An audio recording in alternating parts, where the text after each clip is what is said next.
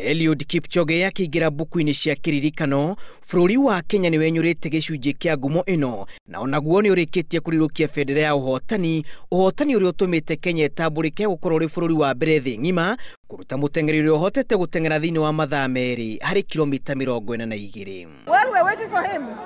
Tunamngojea na shangwe sana. Sawa. We're hoping that he will come home immediately so that we can continue the celebration. We are beginning the celebration today. We'll continue it for as long as he's not here, and it will climax when he gets home. You know, all the records were put by human beings, and as human beings, we have to try and go even beyond those records, and it's just amazing. I lack words to say. President Uhuru Kenyatta ugete Kipchoge ndanarehetu uhotani indi nginyagia githomo kinene kurera monaga matingitoria kumana na uhuthu wao. You have made the world proud, and you have shown each and every one of us what we can do if we put our minds, our bodies, our souls, and our spirit to it. Munini wa President William Ruto ria uguikinyitie mwena wa Vienna wikira mukonde uhotani wa icoka cia maguru ma Kipchoge ndanahingiriria gikeno giake akiuga ni giiko gitakariganira. And that history has been made.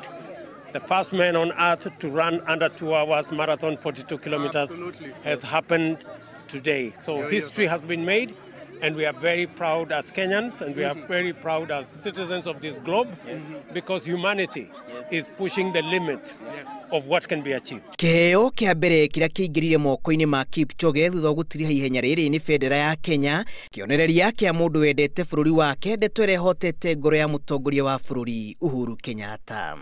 And one of the greatest moments for me was when I saw you cross the line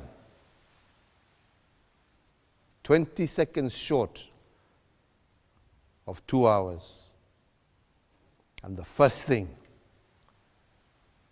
that you put in your hands was the Kenyan flag. Mwaka wa 2017 munyaka uyu no amomonyokire riria ahitirie rekodi eno na sekondi 23 ihenya-ini riria riaharirio mucini wa Monza bururi-ini wa Italy. Hongera Eliud Kipchoge, hongera Kenya. Ngiribotera Inooro TV, njitagwo Julius Karithi wa Munene.